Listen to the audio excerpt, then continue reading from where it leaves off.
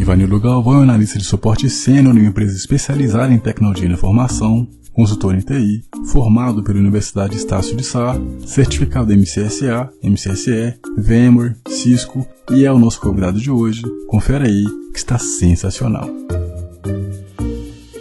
Sejam bem-vindos à Carreira Tech, onde ajudarei você a conhecer o mercado de tecnologia através da experiência de profissionais que trabalham diretamente na área. Sejam bem-vindos aí à segunda temporada do Carreira Tech, nesse ano de 2020, com a presença de um cara aí que tem uma agenda mais lotada do que deputado, ele é youtuber, ele é consultor em tecnologia, ele é um cara que trabalha mais que o Pai do Cristo. Estou falando aqui com o Ivanildo Galvão. Ivanildo, muito obrigado pela sua participação, obrigado pelo seu tempo, que foi difícil você conseguir um tempo para poder estar aparecendo aqui.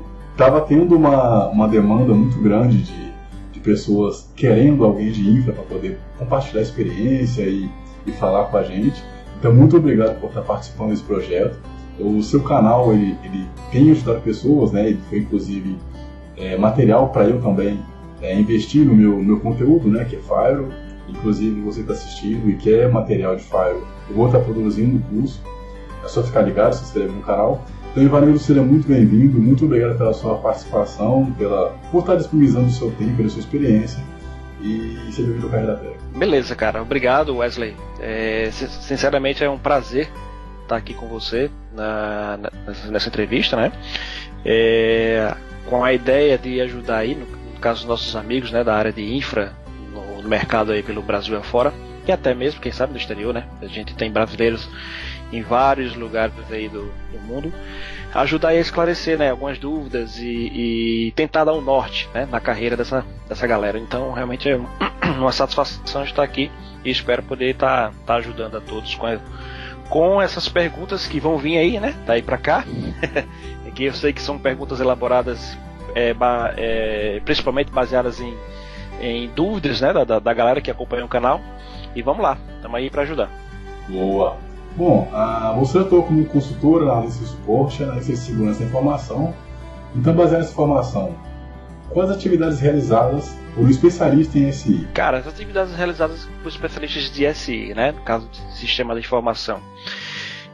O curso em si, digamos, na faculdade de sistema de informação, ele tem vários segmentos, Eu conheço pessoas que são formados em sistema de informação, têm um diploma de sistema de informação, que trabalham com desenvolvimento. Conheço gente que trabalha com redes, conheço gente que é gestor, Normalmente, o curso de sistema de informações, ele dá um norte, ele dá um caminho mais voltado para essa parte de sistemas mesmo, desenvolvimento. Que, por exemplo, não é o meu forte, Eu tenho muito pouco envolvimento com a área de desenvolvimento. Mas é uma carreira, é uma profissão, bem interessante, é uma profissão bem, digamos assim, vantajosa no mercado. Porque como o curso em si, das faculdades de sistema de informação, ele engloba vários aspectos da área de TI, como eu falei, desenvolvimento, infraestrutura, tem gente que trabalha com gestão e tal, então ele acaba sendo digamos assim, um curso que vai, digamos assim, como é que eu posso dizer, pavimentar o caminho para aquele profissional de TI. Então, o cara vai escolher o que ele quer atuar.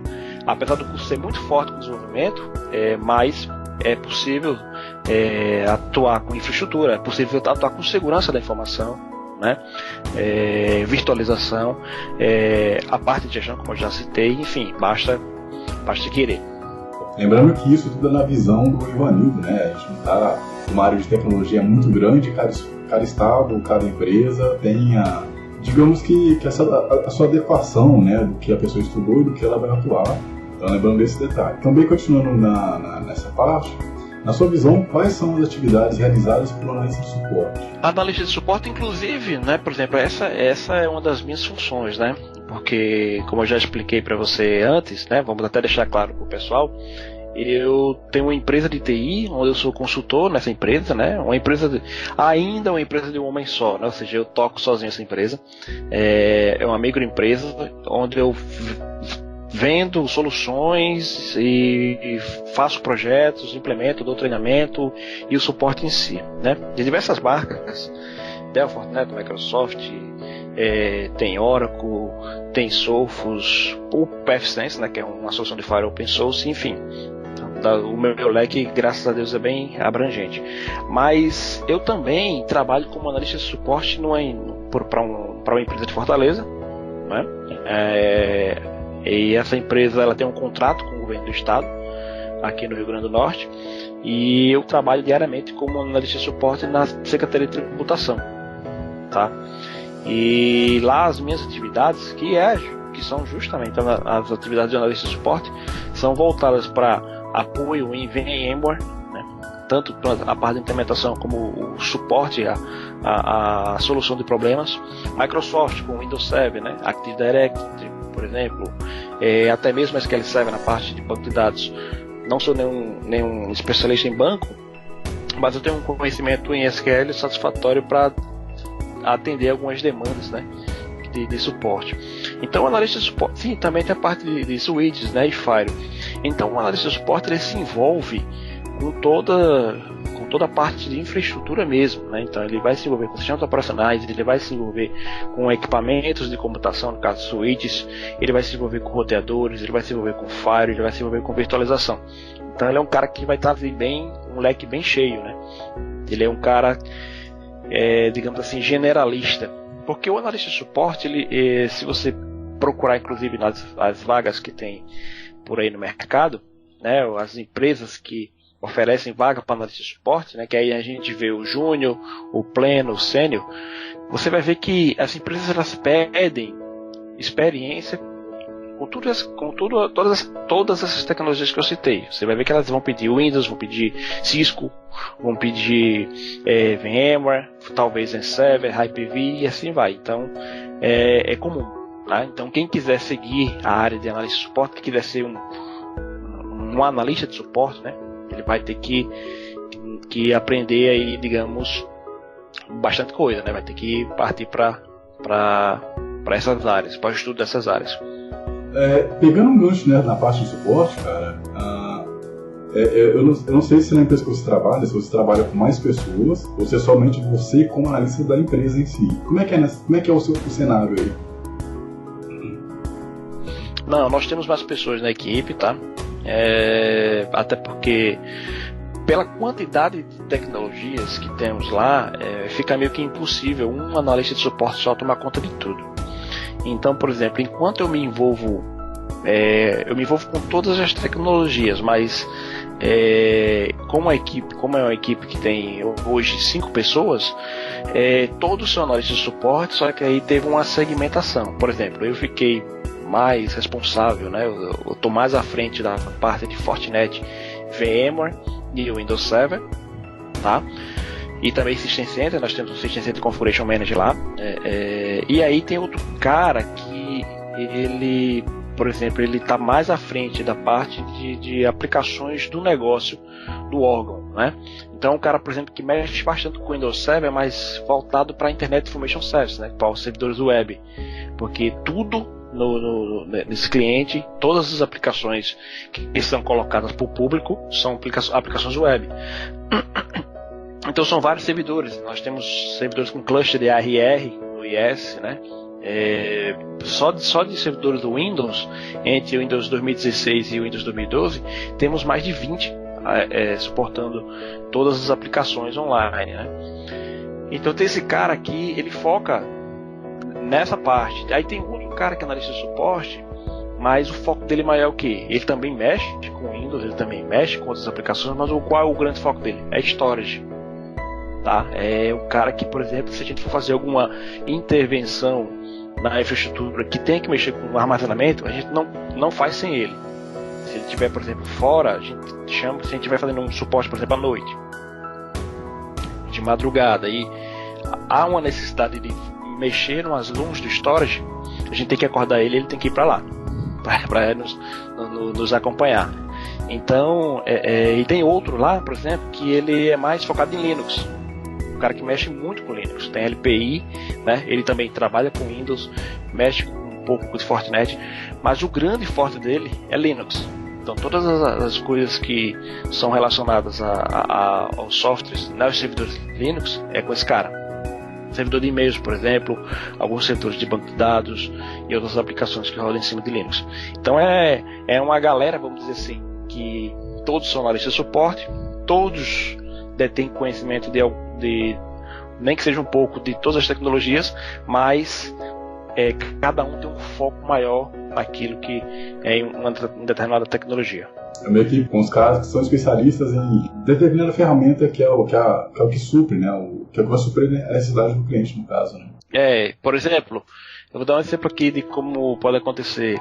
Eu posso estar lá no outro trabalho, por exemplo, num dia à noite, fazendo alguma atividade no Firewall, alguma revisão de regras, ou restabelecendo a nova VPN, né, fazendo até mesmo uma atualização de firmware das caixas, e de repente apareceu uma demanda de fazer uma modificação no storage, porque apareceu lá, digamos, de bobeira, coincidentemente apareceu, e eu tentar resolver e ir até um ponto.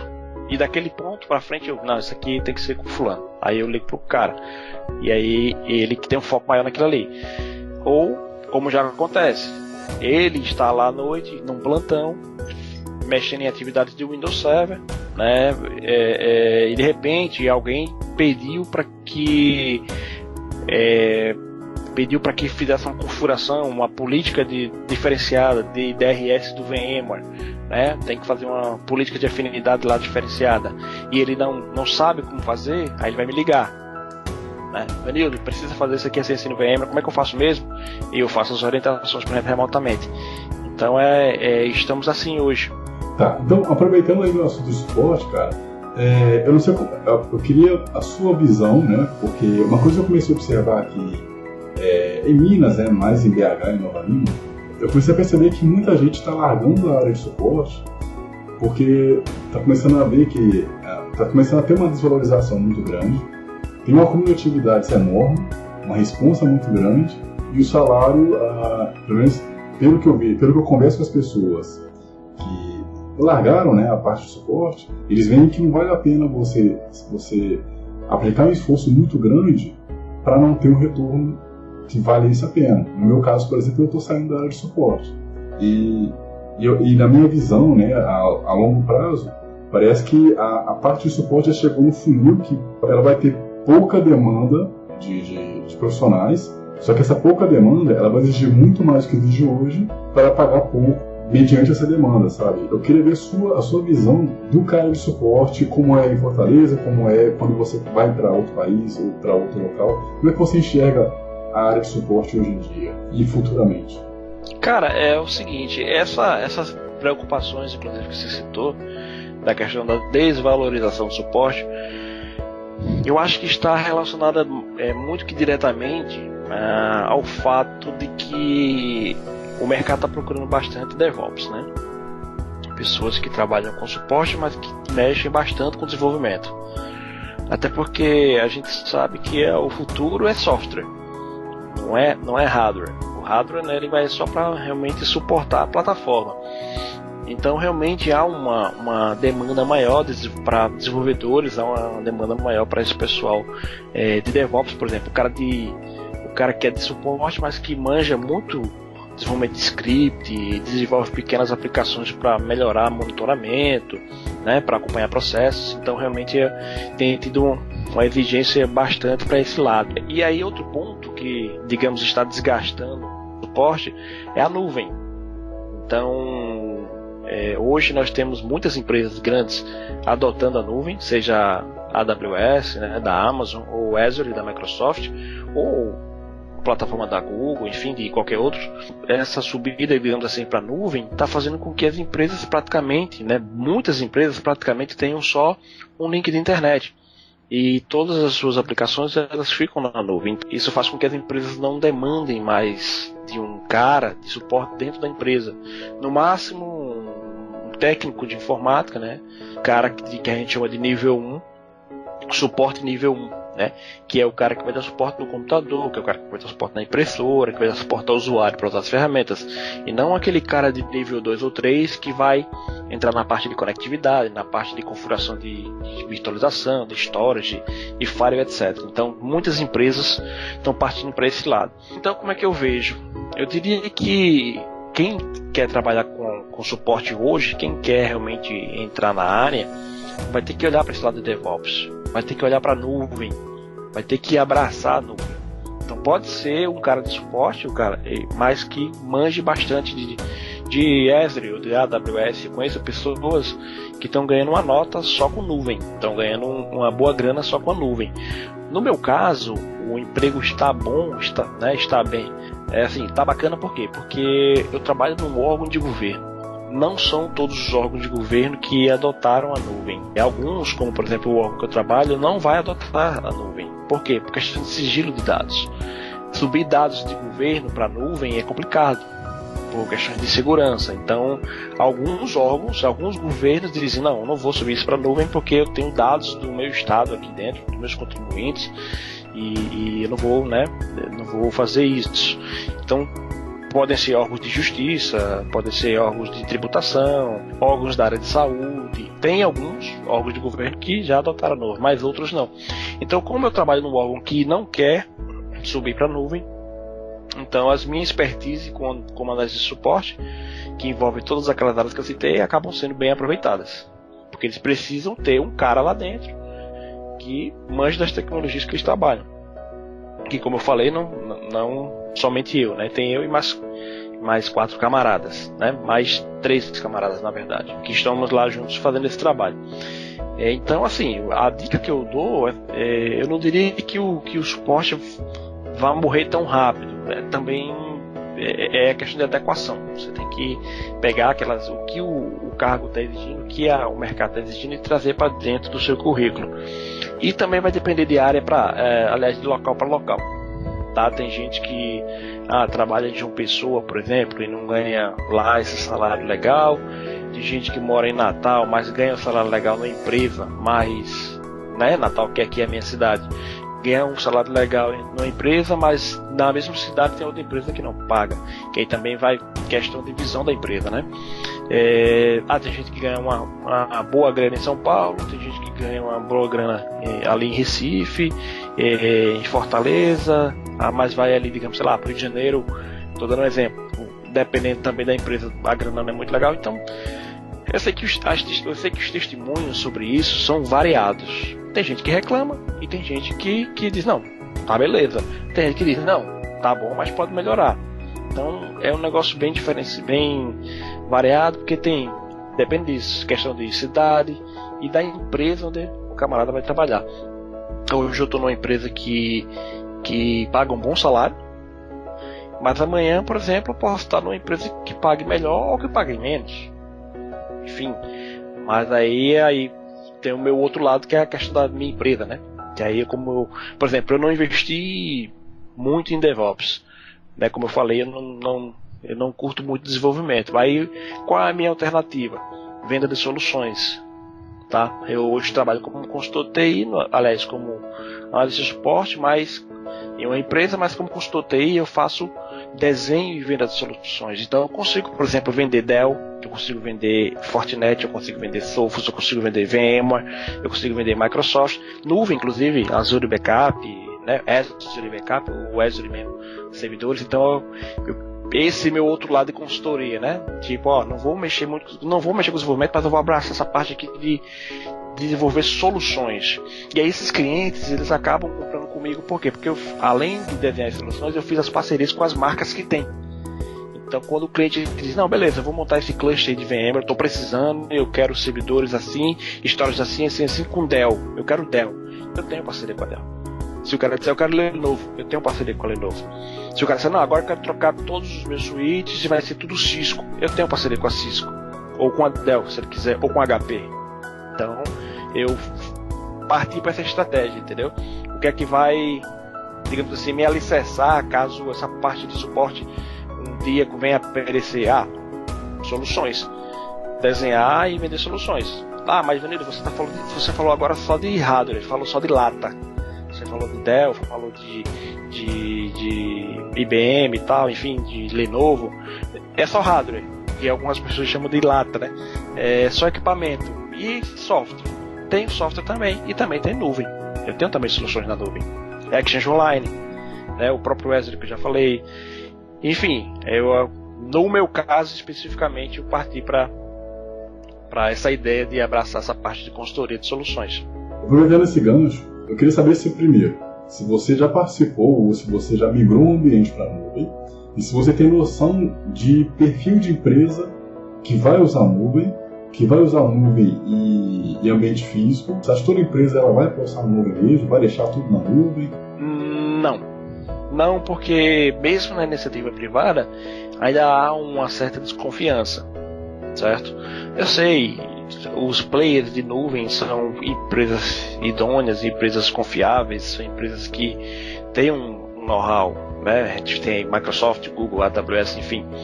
Mas tem cliente que se nega, diz, não vou subir isso aqui para uma área que não é minha, é de uma outra empresa.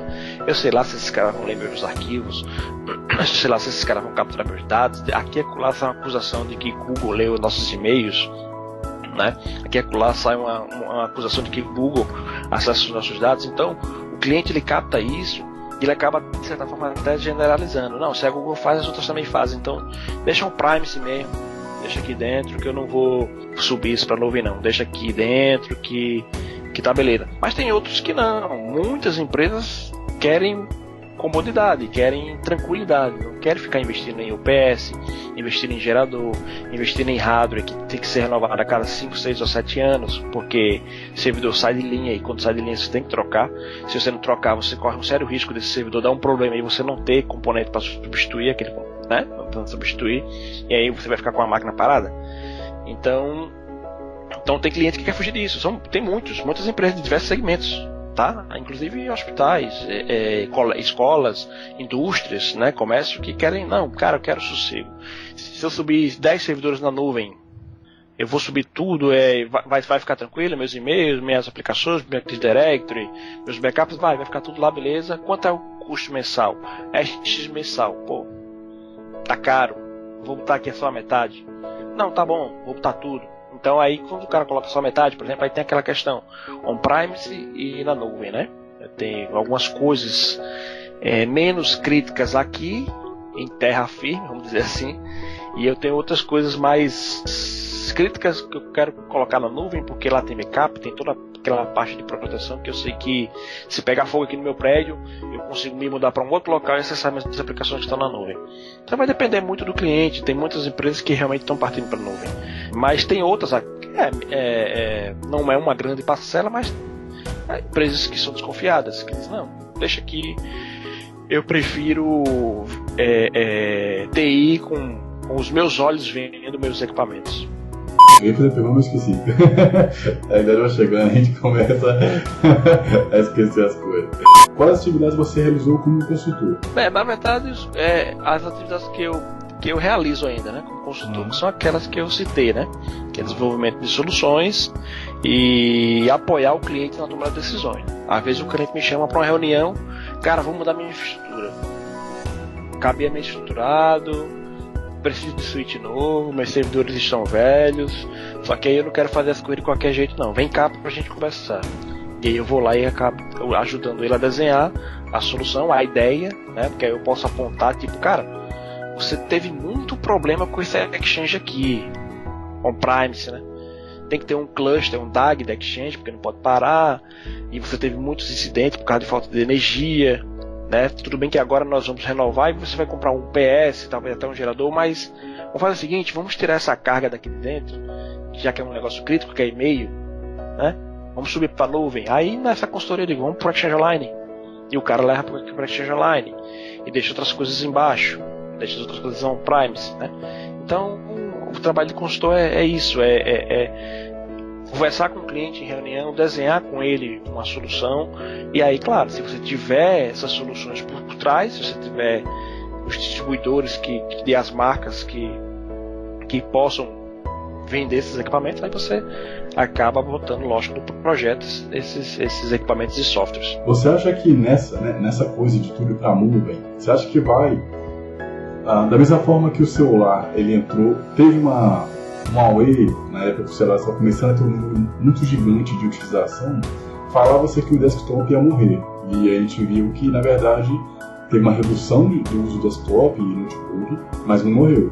Você acha que com essa demanda de nuvem, você acha que firewall, demais hardwares vão ter diminuição ou você acha que eles vão fazer parte da nuvem? Vão fazer parte, com certeza. Nem que seja dentro da própria nuvem. Porque, por exemplo, se você faz a assinatura do Azure, lá no Azure você pede para fazer um deploy, por exemplo, de algum serviço. Você vai ver que lá tem firewall da Fortinet. Você vai ver que tem firewall da Sophos, né? Você vai ver que eles estão lá virtualizados na nuvem, para você proteger seu ambiente na nuvem, tá? Então eles vão fazer parte sempre, sejam eles equipamentos físicos ou sejam eles equipamentos virtuais, dentro ou fora da própria nuvem. Então, quando você falou da questão dos desktops, realmente não é de hoje, é de muito tempo que a gente escuta que os smartphones e tablets iriam substituir os desktops, e não foi bem assim. Você pode ver, por exemplo, que a venda de desktops Lenovo e Dell ainda está aí a todo vapor. Eles reduziram o tamanho.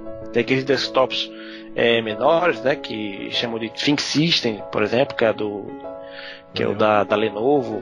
E tem os da Dell também, uns Optiplex pequeno, que é mais ou menos desse tamanho. Então, é umas caixinhas, mas é um desktop. Então, com monitor, com teclado e mouse. Então, assim, vai demorar um pouco, né? Até porque eu acho que ainda não estamos numa era que a gente vai trabalhar só no tablet, né? Vai ter tudo no tablet, tudo na rede Wi-Fi. Ainda, pelo menos aqui no Brasil, ainda não estamos assim. Talvez chegamos a esse ponto mais para frente. Quais são as áreas disponíveis dentro da SI na sua visão? Você pode seguir gestão, você pode seguir desenvolvimento de software, desenvolvimento web, a parte de infraestrutura em si, né, suporte, segurança, enfim. O legal do sistema de informação é que, como eu falei, apesar dela ter um foco grande de desenvolvimento, mas ela permite que você tome um caminho mais específico. Beleza, eu fiz sistema de informação, aprendi a desenvolver, mas meu negócio é segurança. E aí você consegue partir para a área de segurança, nem que para isso, para ficar mais alinhado ao curso, você, digamos, passa para desenvolvimento de soluções de segurança, softwares voltados para a segurança. Então, a sistema de informação permite que você escolha, né, entre vários segmentos da área de TI. Você começou por certificação, por faculdade? Como é que foi a sua trajetória? Eu comecei por certificação, né? Minha faculdade ela é recente, faz uns 4 anos que eu me formei. Eu tô com 39 anos e vim me formar agora, há 4 anos atrás. Mas por quê? Porque eu passei muito tempo focado em aprender tecnologia, né? Eu, digamos que teve um pouco de desinteresse pelo nível superior, né? E aí eu foquei em aprender tecnologia e as certificações. E isso foi me mantendo bem posicionado no mercado por um certo tempo. Até que, quando eu precisei sair de um determinado nível para outro, um nível até de salário maior, o nível superior emperrou. Porque exigia-se um nível superior. Em contratos com órgãos de governo, por exemplo, ninguém consegue trabalhar como um analista de suporte sem nível superior. Você pode ter 200 certificações, mas sem o nível superior você não consegue, né? Você pode, como eu falei, você pode ter 200 certificações e sem nível superior você vai ser nível 1, você vai ser suporte básico, né? Mas por quê? Porque a exigência do contrato em alguns órgãos de governo e nas empresas também, nas empresas particulares, né, iniciativa privada, você não consegue partir para analista de suporte sem ter o nível superior e nem muito menos galgar melhor salário. Então, assim, quando isso estava sendo de certa forma uma barreira para mim dar uma elevada profissional e salarial, aí eu parti para fazer a faculdade.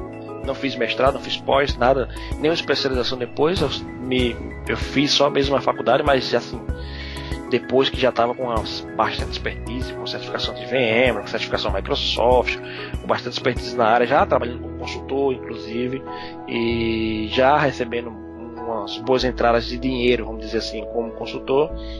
Mas o nível superior foi, digamos, a cartada final, né? O que faltava para não ter mais nenhum impedimento de nada. Então, para quem está assistindo a gente, o que você recomenda? Certificação, faculdade, curso? Primeiro o nível superior, porque vai depender do seguinte: se o camarada quer trabalhar na empresa, se ele quer ser um analista de empresa, seja de suporte ou aliás, seja de empresa privada ou governo, ele vai ter que ter nível superior. tá? Então ele tem que dar prioridade a isso. E as certificações elas podem vir depois, até porque a certificação, o tempo para você tirar a certificação é mais curto. Então o nível superior que você demora 2, 3, 4, 5 anos, dependendo do curso que você escolher, quanto antes você começar, melhor, porque você termina logo. Porque a certificação, vou fazer uma prova da Microsoft, beleza, você tem que estudar um mês, todos os dias, você montar seu laboratório com o Windows Server, pegar o material apropriado, você estudar um mês, você faz a prova, né? E aí depois, mais um mês ou 2, você faz outra. Então, a certificação tem um espaço de tempo menor para se preparar para fazer a prova. E a prova você pode fazer quantas vezes você quiser, né? E o nível superior não. No nível superior você tem que cumprir com todas aquela carga horária, né? Com todas aquelas matérias, para no final você receber o diploma. Se você não cumprir, você não recebe, né? Se você não cumprir todas as matérias, você não recebe o diploma. Tanto é que tem gente que acaba desistindo e fica levando pra frente, depois eu faço, aí volta pra faculdade, depois sai de novo, enfim, um curso que era pra terminar em 3 anos, o cara termina em 10, porque não teve paciência e foi postergando. Então se o cara quer trabalhar em empresa, se ele quer ser funcionário, nível superior, e aí depois certificações, se ele puder fazer o paralelo, tô fazendo aqui meu nível superior, mas eu tô tirando um tempinho para ir fazendo devagarzinho aqui minhas certificações, ótimo. Agora se o cara quer, não quero trabalhar para ninguém, não, eu quero trabalhar para mim, eu vou ser consultor TI, eu vou ser analista das empresas, assim, prestando serviço, aí é a certificação primeiro. Até porque quando você vai na porta da empresa oferecer esse serviço, o cara não pergunta se você tem diploma, ele pergunta se você sabe fazer. Aí, se você vai, por exemplo, trabalhar em um projeto de VMware, o cara não quer saber se você tem diploma, mas se você disser para ele que você tem uma certificação VMware, ele vai se sentir seguro. Cara, o cara fez um projeto de VMware aqui para mim e o cara tem certificação, ele é VCP. Mesmo que o cara não saiba o que é isso, mas se você disser, tem uma certificação do produto, o cara, beleza, então o cara domina o negócio. Ele não sei nem o que é esse VCP, mas ele está dizendo que é uma certificação que o fabricante do produto deu a ele, né? Então, nesse caso, eu quero trabalhar com consultoria por conta, é certificação. Você pode fazer superior lá na frente depois, inclusive só para dar um plus, né? Ou até de repente você muda um pouco a ideia, não, agora vou fazer concurso, vou querer sair dessa vida de consultoria para trabalhar na empresa, mesmo de carteira assinada. Aí ele vai ter que, agora vou fazer nível superior, porque senão não vão me aceitar. Se bem que se você for um cara de consultoria bem sucedido, você não vai ter essa necessidade, né? E provavelmente, se você sonha com algo com algo melhor, tipo, eu quero sair do país, eu quero trabalhar na Europa, eu quero trabalhar nos Estados Unidos, enfim. Então, quanto mais certificações ele tiver e o inglês, claro, afiado, melhor para ele. Com certeza lá fora não vão querer saber se ele tem nível superior, vão querer saber se ele tem as certificações que precisam. Eu conheço pessoas, eu conheço um cara, por exemplo, que é muito bom de VMware, e hoje ele trabalha lá no Nutanix, na Holanda. Ele ainda não terminou o nível superior dele, mas teve uma empresa dos Estados Unidos que queria ele lá, porque ele foi fazer um projeto, fica cadastrado nesses sites de freelancers. Então a empresa contratou ele para trabalhar em um projeto de VMware nos Estados Unidos, remoto. O trabalho foi tão bem feito que os caras convidaram ele para conhecer a empresa lá nos Estados Unidos com tudo pago e queriam que ele ficasse lá. E ele não terminou ainda no nível superior. Mas por quê? Porque ele fez um bom trabalho de VMware, ele tem muitas certificações de IBM, Citrix, Brocade, Microsoft, VMware, então ele tem um currículo bem cheio de certificações. E a empresa queria porque queria que ele ficasse. Ele que não quis ficar, mas queriam pagar alto para ele ficar por lá e nem perguntaram como é que estava no nível superior. Isso aí era uma coisa que ele poderia fazer lá depois, com calma, né? Interessante. Como conseguiu o primeiro trabalho na área de SI? Rapaz, essa é uma pergunta até que aqui e ali aparece, né? A galera fazendo contato via LinkedIn, por e-mail, pelo Facebook, né? Pessoas com dificuldade de entrar no mercado de trabalho. Cara, eu diria que é o seguinte, tem que começar do básico, tem que começar partindo dali para a parte de suporte mesmo, né? Suporte ao usuário, manutenção de computadores. Depois você vai evoluindo. Eu comecei assim. Tem gente, claro, que faz diferente. Eu conheço gente, por exemplo, que começou com Cisco, com switches. Gente que chegou e disse assim, cara, vou estudar aqui certificação aqui da Cisco e começou a estudar, fez CCNA, fez CCNP, fez CCDP, fez CCIE e acabou pegando um bom emprego, né? Até porque o CCIE é um título bem reconhecido e a empresa que contrata quer nem saber se o cara, se é o primeiro emprego dele, se é o segundo, se é o terceiro, se ele está começando agora, se ele já é experiente, não. Se o cara tem CCIE, tem. Então é Cisco Certify Internet Work Expert, meu amigo. Então o cara conhece. Eu quero esse cara aqui comigo. Então pode partir para esse lado. Eu quero começar, mas eu quero começar bem. Então vai trazer certificações top. Vai aprender tecnologia. Vamos dizer, cara, eu quero começar bem e eu simpatizo muito com o Windows Server. Então vai atrás do MCCE. Vai estudar, vai fazer lab, vai fazer as certificações, tira MCCE e joga o currículo no mercado. Tá? Agora, se você tem paciência de começar ali de baixo, devagarzinho, até para aprender, conhecer pessoas, fazer network, né? Então você começa com suporte, manutenção do computador, foi como eu comecei, manutenção de micros, né? Instala no Windows, instala no Office, formatando o computador, colocando memória, trocando placa de rede, né? Fazendo pequenas configurações desde a época do MS-DOS, o Windows 95, 98, por exemplo, com disquete, formatava o computador, instalava e tal. Então comecei assim.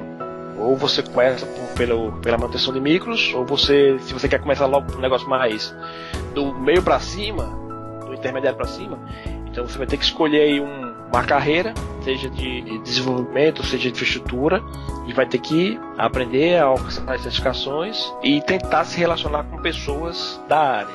LinkedIn está aí para isso. Uma grande dica que eu dou é se relacionem mais no LinkedIn. Esqueçam mais o Facebook e mergulhem no LinkedIn, porque ali tem uma rede promissora de contatos que podem lhe jogar para dentro de criar a visibilidade que vai lhe jogar para dentro da empresa. Só complementando o que você está dizendo, sou da área de suporte, trabalhei na house, trabalhei formatando computador, e eu tive uma oportunidade muito grande da primeira empresa que ela era autorizada HP.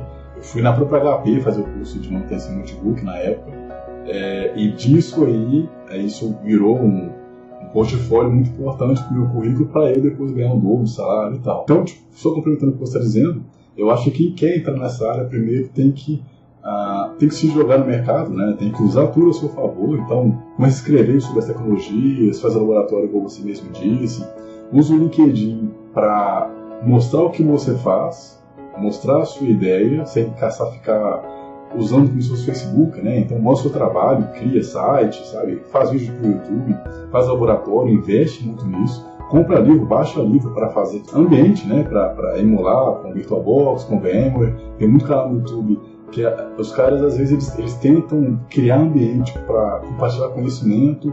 Você pode pegar o vídeo deles, enxergar o erro que eles estão falando, né? E fazer o seu vídeo corrigindo, logicamente. Você vai fazer mais de forma educada, né? Você vai fazer para o seu público. E isso vai te dar um conhecimento muito grande, além de visibilidade. Então, LinkedIn, YouTube, grupos no WhatsApp, né? Então, você entra... Por exemplo, eu estou no grupo hoje, que é se não me engano, infraestrutura agora, não estou lembrado, que eu aprendo muita coisa que eu não tive acesso para trabalhar lá no grupo, porque os caras eles compartilham dúvidas. E tem muita gente que está disposto, né? Isso que eu acho interessante na área de tecnologia, que é o que eu vejo, as pessoas elas estão dispostas a se ajudarem. Eu acho que quando você compartilha, você aprende muito mais e você gera um vínculo, né? Por exemplo, eu mesmo, eu recebo convite no LinkedIn para vagas de suporte, e sempre quando eu posso recomendar, inclusive eu tenho um grupo no WhatsApp para recomendar vagas, né? Que é o do Carreira Tech. Se você quer participar desse grupo, ele não é só para info, ele é para desenvolvimento também. Na verdade, é para todo tipo de vaga dentro da área de tecnologia. Então, se você quer participar desse grupo, envie um e-mail para esse e-mail que está aparecendo agora, que eu vou te mandar o link dos grupos que eu participo, te explicar bonitinho. Mas para finalizar, então, eu acho que é isso. Eu acho que hoje está muito mais fácil de você entrar no mercado. Você que não está inscrito no canal, tem a parte de profissionais de RH que já estão aí dando dicas para você melhorar o seu perfil no LinkedIn, melhorar o seu perfil no currículo, sabe? Então, hoje está muito mais fácil. Basta só você tirar um tempo para se planejar, conhecer, saber o que você quer também, e é meio que isso. Você acha que a diferença de perfil comparado a quem trabalha com suporte e quem trabalha com segurança? São perfis muito semelhantes, né? São perfis muito semelhantes porque eles estão envolvidos em configuração, estão envolvidos em atividade de reação, tá? Mas normalmente quem foca só em segurança, ele tem digamos assim, uma profundidade bem maior em assuntos dessa área. Por exemplo, ele não vai se envolver só com anti-spam, com firewall, com antivírus. Ele vai se envolver com todos os processos de segurança, né? Ele vai conhecer os pilares da segurança da informação, ele vai conhecer os processos, né, que vão ajudar a mitigar vulnerabilidades, ajudar a proteger a empresa contra ataques, a ter a integridade de seus dados garantida, né, a evitar, por exemplo, a fuga de informações. Então, tem muitas tecnologias e conceitos na segurança da informação, né, que são bem interessantes e é muita coisa para estudar. Então, o cara de suporte, ele, digamos assim, é um pouco mais generalista. Aliás, ele é mais generalista, que ele pode mexer com VM, ele pode mexer com Windows, ele pode mexer com Cisco, e com segurança ele vai entrar aqui com PFSense, vai configurar um firewall de marca, sei lá, um FortiGate, um Checkpoint, ele vai conhecer sobre algum bom antivírus, endpoint, ele pode estar trabalhando ali, por exemplo, com Symantec, com Sophos, com McAfee. Então o cara de suporte, normalmente ele não se aprofunda demais em segurança, até porque ele tem que trabalhar as outras áreas, né? Ele vai ter que trabalhar essas outras áreas que eu citei. E já o cara que tem um perfil de segurança mesmo, ele vai se envolver só com isso. Dificilmente ele vai estar se preocupando em configurar um storage para entregar um aluno para o VMware. Dificilmente mesmo. Ele vai instalar um DHCP no Windows Server. Ele até sabe, mas ele não vai focar nisso. Ele vai focar, é mais fácil ele querer focar em fazer configurações de política de IPsec no Windows Server para garantir um tráfego seguro entre os servidores e as estações, né? Certificados digitais, aplicar os métodos de segurança para os colaboradores da empresa, né? Dar treinamento, capacitar o pessoal sobre métodos, né? Métodos e técnicas para ter uma segurança ali na empresa. Então, assim, tem essa diferença, né? O suporte, ele é mais, realmente, como já disse, suporte, ele vai englobar muita coisa. E o cara que tem um perfil de segurança, não, ele vai se envolver só com segurança, de eventos de segurança, participar né, de eventos, por exemplo, em São Paulo e em outros lugares do Brasil, até mesmo fora, só voltado para segurança. Normalmente ele participa de grupos de WhatsApp, de LinkedIn, grupos na internet que debatem sobre segurança da informação, que procuram vulnerabilidades de sistemas, às vezes até essas notícias que saem de ataques a empresas, ataques a cidades, como teve um agora, né, em Nova Orleans e teve também semana passada em outra lá acho que nos Estados Unidos. Então normalmente esses caras de segurança eles já estão sabendo essa informação no dia do acontecimento, às vezes até antes, né? Então eles são bem focados. Voltando um pouquinho para o assunto de cloud, cara, como é que você enxerga quem está investindo hoje em Hyper-V e em VMware? Você acha que investir nisso hoje ainda vale a pena? Vale sim, com certeza. É porque vai se encaixar naquela questão que eu falei, de empresas que não querem adotar a nuvem, né? São muitas, não são poucas. Empresas que não querem adotar a nuvem, querem ter um sistema próprio. Então, ainda vale a pena sim. Aqui e ali tem projetos voltados para essas plataformas. Agora uma pergunta mais pessoal, assim, ainda na questão de cloud. Acho que a demanda por firewalls de PFSense, firewalls físicos, sabe? Você acha que elas vão diminuir bastante? Como é que você enxerga essa demanda futura? Assim, se seguir uma lógica que eu estou pensando aqui, eu não diria que eles vão diminuir, não. Até porque é muito mais interessante você usar um appliance físico para firewall, né? Sistema de UTM, né? Vamos dizer assim. Que hoje as empresas não compram mais só firewall, né? Eles compram um UTM, que aí vem aquela questão da expressão de SSL, VPN, Web Filter, né? O Application Control, DNS Security, ATP, né? Que é o Advanced Threat Protection. Então, um conjunto de soluções de segurança em um mesmo equipamento. Então, assim, o hardware, o equipamento, o appliance de firewall, hoje ainda ele é bem vendido, ele ainda é preferível. Hoje ainda é preferível. Por quê? Porque você direciona recursos de processamento de memória voltados para aquela função. Eu tenho um firewall de borda, então é melhor ter um equipamento que tem memória e processador para isso, para tratar dessa funcionalidade, do que eu ter, por exemplo, algo virtualizado. Porque, eu vou dar um exemplo, se eu tenho um um equipamento de firewall virtualizado em um VMware, e esse cara, pelo link de internet, chega um ataque do tipo DDoS, por exemplo, e ele for tratar, um firewall, quando ele vai tratar um ataque, ele vai usar bastante processamento, tá? Então ele vai usar bastante processador. Apesar do VMware ter segmentar bem a questão do uso da memória do processador, né, das máquinas virtuais, o VMware ele tem esquemas de proteção e separação de recursos que permitem, por exemplo, que uma VM que esteja com problema não interfira nas outras VMs, né? Então uma VM, por exemplo, está dando tela azul, reiniciando alguma coisa desse tipo, não vai interferir nas outras VMs. Mas mesmo com esse esquema de proteção, pode acontecer em casos específicos de que uma VM ela comprometa todo o processamento de um host e aí fatalmente vai comprometer as outras VMs. Se você não fizer um esquema de limitação lá de mínimo e máximo de uso de recursos, né, seja através de um VApp ou através de um resource pool, ou ditando na própria VM lá, se editar e dizer, tu vai usar X de memória mínimo e o máximo vai ser isso, processamento também mínimo e máximo. Se você não deixar isso alinhadinho, pode acontecer de uma VM, por exemplo, de firewall, sofrer um ataque e ela vai tratar esse ataque, então ela vai subir muito processamento, ela vai pedir muito processamento. Se ela não tiver com isso bem limitado, ela pode começar a tomar muito processamento do host e aí comprometer as outras máquinas virtuais. Então por isso que esse é só um dos pontos, tá?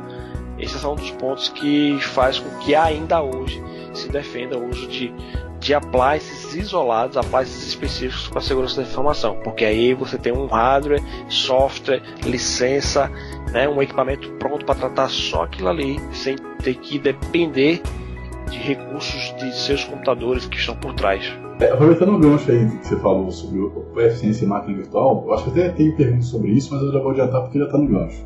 Teve uma vez que um analista, eu não lembro qual estado que ele era agora, ele me contactou, né? Ele viu um dos meus vídeos sobre o PFSense e estava com a demanda de colocar o PFSense virtualizado porque o patrão dele queria. Eu particularmente não acho que um firewall tem que ficar virtualizado. Assim. Eu acho que a partir do momento que ele está virtualizado, eu acho que tende a ter uma falha de segurança maior. Na sua visão, então, você acha que sempre vai ser viável um firewall como host? Você acha que a meio termo? Como é que você enxerga nisso? Vai depender muito também do tamanho da empresa, né? Empresas pequenas, por exemplo, que tem ali 20, 30 computadores, você pode virtualizar tranquilamente, que vai te atender. E também do número de recursos que vão ser necessários, né? Digo de recursos de segurança. Vou ter um proxy, vou ter aqui um DHCP, um DNS, e nada muito complexo, e eu tenho que 20 computadores, por exemplo. Você pode virtualizar. Você pode até virtualizar para ambientes grandes também. Só que é recomendável que você tenha, de fato, para ambientes grandes, um hardware específico para isso, né? Pelo menos hoje, como eu falei, hoje ainda se vende bastante a appliance de segurança das diversas fabricantes, Fortinet, Checkpoint, Sophos, WatchGuard. Então você repare que esses caras, por exemplo, se for pegar algumas apresentações dessas marcas, você vai até ver eles falarem um pouco sobre o firewall virtualizado, mas eles dão só um espaçozinho para o firewall virtualizado, e o grande espaço maior é para falar dos appliances mesmo, das caixas, da robustez do processador, por exemplo, do sistema processional que está embarcado na caixa, como que os processadores tratam o conteúdo, como os processadores tratam a parte de IPS, né? Então eu recomendo ainda que se use, até mesmo para PFSense, né? Que se use equipamento físico. Pegue um computador, um bom computador com uma boa capacidade de memória, um processador e uma placa de rede legal, instala o PFSense e coloca ele na borda lá da rede do cliente. Agora uma pergunta também particular, eu acho que vai gerar aí uma grande turbulência na internet. Tô ligado. Pergunta é o seguinte, cara. Eu participei de uma vez da implementação do Fortinet, na verdade, na empresa que eu trabalhava, só que eu não cheguei a mexer. E eu vi que ele usa a ideia, quando eu estou acostumado com o PFSense, é bem diferente a forma do Fortinet trabalhar. E geralmente eu ainda defendo o PFSense, assim. Eu acho que é uma appliance, né, na minha opinião, muito poderosa, mas eu vejo que, e eu já até pesquisei sobre isso, eu queria saber da sua opinião, porque você já mexeu com outras ferramentas. Você acha que o PFSense ele é tão bom quanto o FortiGate? Você acha que ele pode ser chamado de UTM ou você acha que ele está num nível mais abaixo? Cara, é o seguinte, eu acredito que o PFSense ele é bom, é um bom firewall, é uma boa ferramenta, é estável, e pode fazer o que você quiser, que você tenha domínio sobre ele, né? Quando eu falo de domínio sobre ele, é você estudar bem a fundo, conhecer os comandos, até compilar pacotes se for necessário, para fazer implementações de algumas ferramentas, né? Você pode subir um Squid Analyzer, você pode subir o Squid Guard, o próprio Squid, você pode fazer load balance de link de internet, até load balance de servidores publicados na web, que a gente chama de server load balance, tem isso, enfim, você consegue fazer muita coisa no PFSense. Só que assim, ele tem algumas limitações. Por exemplo, ele não tem um controle de aplicação efetivo, ele não trabalha a camada 7 e o FortiGate ele trabalha, ou seja, eu quero fazer bloqueio de Skype, quero fazer bloqueio de YouTube, então no FortiGate eu consigo fazer isso via Web Filter ou via Application Control. O PFSense ele tem um Application Control que ainda não está, digamos assim, maduro. Tentaram botar, que é o chamado PFBlock. Então tentaram colocar esse cara com um controle de aplicação, só que ele não ficou legal. Tanto é que, por exemplo, eu já peguei cenários de configurar o PFBlock num cliente, mandava ele bloquear o Skype, quando ia ver o bicho estava bloqueando tudo. Então, tanto é que a galera diminuiu, digamos assim, abandonou um pouco esse PFBlock e foi focando em outras coisas, no Squid, o NX Filter, né, que é um web filter também. O IPS do PFSense é o Snort. Ele tem aquele Suricate, que é gratuito, mas o IPS decente mesmo dele é o Snort, que inclusive é o que é usado pelo Sophos. É usado pelo Sophos, e o FortiGate também tem o Snort embarcado, porque o Snort, independente de fabricante, ou se é de comunidade, ou se está presente em um equipamento, é considerado um dos melhores IPS do mercado. Então, por exemplo, o PFSense tem Snort? Tem, mas o FortiGate também tem embarcado. O Sophos também tem Snort, né? Fica lá dentro. Por quê? Porque os fabricantes detectaram, não vou desenvolver o IPS, eu tenho esse cara aqui que o Snort que é muito bom. E no caso do PFSense, se você quiser habilitar o Snort, né, você habilita, ele fica lá 30 dias, se eu não me engano. E aí, se você quiser manter ele com uma assinatura anual, você paga $500 por ano, né, para manter a base da assinatura do Snort atualizada diariamente do PFSense, né? Então você por ano paga 500, ou é 450 ou $500, não é menos do que isso não, por ano, para manter essa base, certo? Então assim, por que eu considero o PFSense, assim, apesar de ser uma boa ferramenta, uma boa plataforma, por que ele ainda está abaixo do FortiGate, por exemplo? Primeiro, questão da camada de aplicação, né? Que eu falei que se você chegar no PFSense não, se você chegar no FortiGate e disser, meu amigo, transferência de arquivos pelo Skype está proibida, ele vai bloquear só transferência de arquivos no Skype. Ele vai na camada 7, lê o cabeçalho do pacote, está transferindo arquivos, tem o nome Skype, ele vai bloquear. Tem lá o cabeçalho do Skype, ele vai bloquear. Se você disser, não, bloqueie o WhatsApp, execução de vídeo, ele vai bloquear.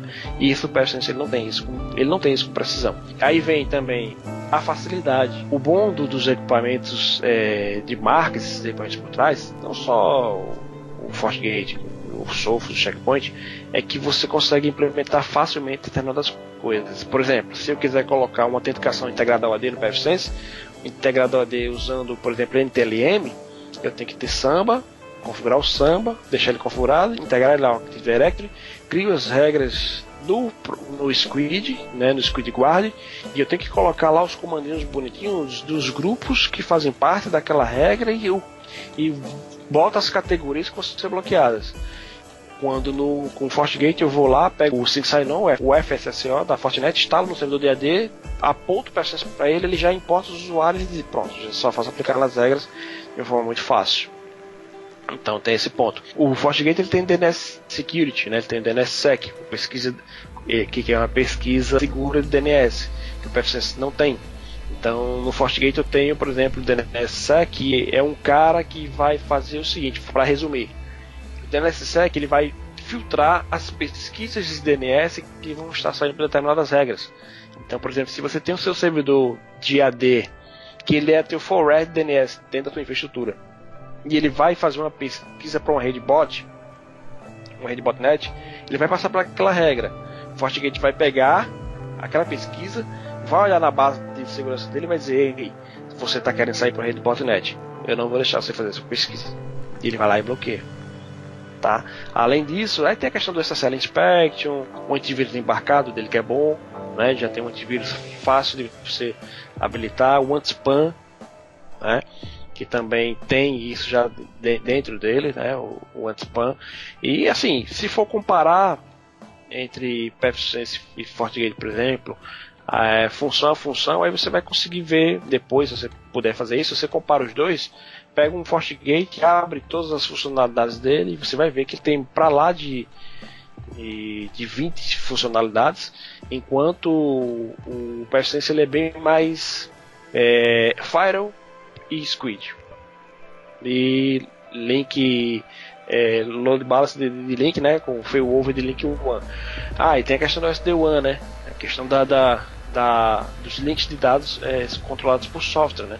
A SD-WAN no FortiGate, por exemplo, você consegue colocar 3, 4, 5 ou mais links de internet, cria um pool que se chama de SD-WAN, e lá você determina as prioridades. Dentro desse pool, desse link, que é uma união de vários links, aí você forma a SD-WAN e diz: eu vou atribuir 30% de todos esses links aqui, 30% para o WhatsApp, eu vou pegar 20% e dedicar ao OneDrive, eu vou pegar 15% e dedicar ao Office 365, o Exchange Online, o pessoal precisa baixar os e-mails, eu vou dedicar aqui, sei lá, 10% da banda. Então você consegue, além de fazer isso, de definir esses parâmetros, você consegue ter, através de um relatório, né, de uma tela em tempo real, você consegue ter uma visibilidade bem rica em relação a todos os aplicativos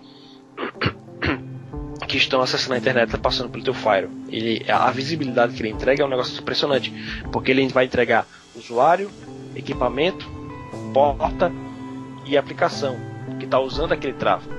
No equipamento, ele consegue dizer para você o MAC do equipamento, o nome do equipamento e seu modelo, se é Android, se é Windows, se é iOS. Então ele consegue entrar nesse nível de identificação, né? Ele consegue esmiuçar isso aí. Então assim, tem vários pontos que na verdade teria que tirar um dia só para comparar os dois, que faz o que assim, como eu falei, o PFSense ele é uma excelente ferramenta, mas lógico que ele tem muito a evoluir para acompanhar esses caras. Isso a gente falando de FortiGate, mas aí se a gente citar Palo Alto, que é outro equipamento muito bom, o próprio Sophos, o Checkpoint, que também tem uma porrada de recursos que o PFSense não tem. O PF ele é gratuito. Logicamente tem a versão paga, né, que você pode pagar para ter suporte. Mas eu acho que aí nesse caso você paga só o suporte, né? Você não paga o sistema operacional em si. Você paga só o suporte. Quem mantém o PFSense hoje é a Netgate.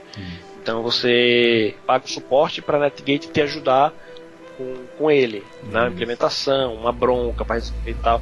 Mas é como eu falei, se você domina o PFSense a ponto de você saber o que está fazendo, um pacote que eu vou instalar, um negócio que eu vou compilar e tal, então ele vai entender, show de bola. Tem muitas empresas, inclusive provedores de internet, que usam o PFSense, mas aí tem esse detalhe, o cara tem que dominá-lo. E no caso de um FortiGate, por exemplo, eu não preciso dominá-lo. Eu tenho quem além do equipamento ser muito fácil e tem tudo pronto para mim só clicar e configurar, eu tenho um suporte por trás que eu posso abrir o chamado Fortinet e eles me ajudarem. Pronto. Vamos dizer que a principal diferença entre eles é isso. Que para você que é um cara, por exemplo, que gosta muito do PFSense, para você tornar o PFSense bem competitivo, você comparar com o Checkpoint, você tem que dominar ele a ponto de você colocar, digamos assim, configurações que se você comparar com o Checkpoint, você vai dizer, não, tá pau a pau, ou beleza, Checkpoint, você tem 25 funcionalidades e eu com o PFSense aqui eu consegui fazer 20. Faltou 5 porque realmente eu não tenho os pacotes, não tem como colocar. Mas esse esforço, por exemplo, Wesley, esse esforço que você tem que aplicar no PFSense, as empresas não dispõem, muitas empresas não dispõem. Então, porque, por exemplo, as empresas grandes, bancos, supermercados, vão partir para caixas de marca, porque eles não dispõem de uma mão de obra tão qualificada para dizer assim, não. Às vezes ele pode nem pensar no PFSense, sabe nem o que é. Isso. Mas digamos que eles conheçam, bicho, PFSense é massa, mas eu preciso de um cara que domine esse negócio. Sim. Porque na hora que eu disser, eu quero uma regra assim, eu quero isso assim assado, eu quero que você faça essa tal configuração, o cara tem que fazer na hora, e não colocar na comunidade e pesquisar. Pois também. É isso que eu ia falar também, assim. Tem a questão do... Não é público-alvo, mas é a questão da demanda e como você vai resolver aquilo. Eu fiz essa pergunta aqui, não é nem pra ficar gerando briga nos comentários, por favor. A questão toda primeiro, que era pra tirar uma dúvida, e segundo, porque se você parar pra pensar, tem uma demanda muito grande ainda hoje pra PFSense. Ou seja, por exemplo, eu aqui em casa uso PFSense. Eu gosto muito da ferramenta, né, logicamente. Não tenho toda essa experiência que você tem, mas tudo é questão do que você precisa e do que vai te atender. As ferramentas que vão concorrer com ele são pagas, mas elas entregam muito mais porque são pagas.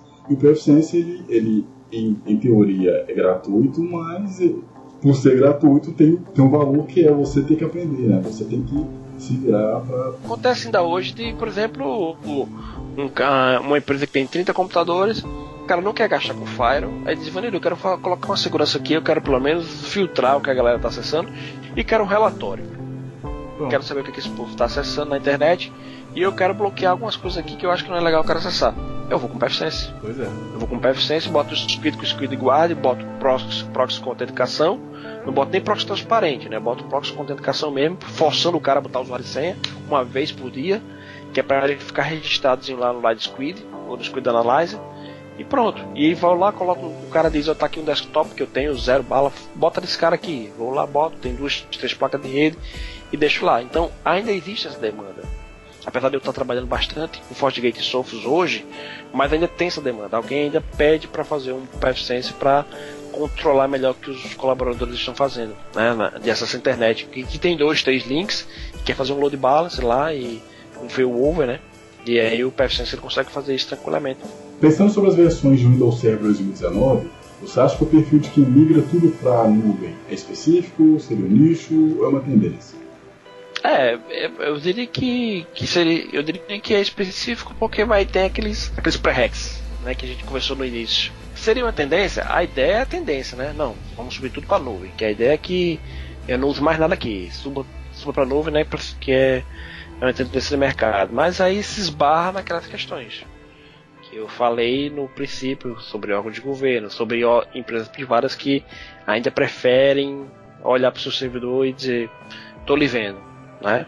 Olhar mesmo a olho nu assim para o equipamento e dizer, tô lhe vendo. Na verdade é fato que muitas empresas já subiram para a nuvem e muitas outras ainda vão subir, mas ainda tem aquele grupo da resistência que prefere usar ainda on-premise. Então assim, é tendência?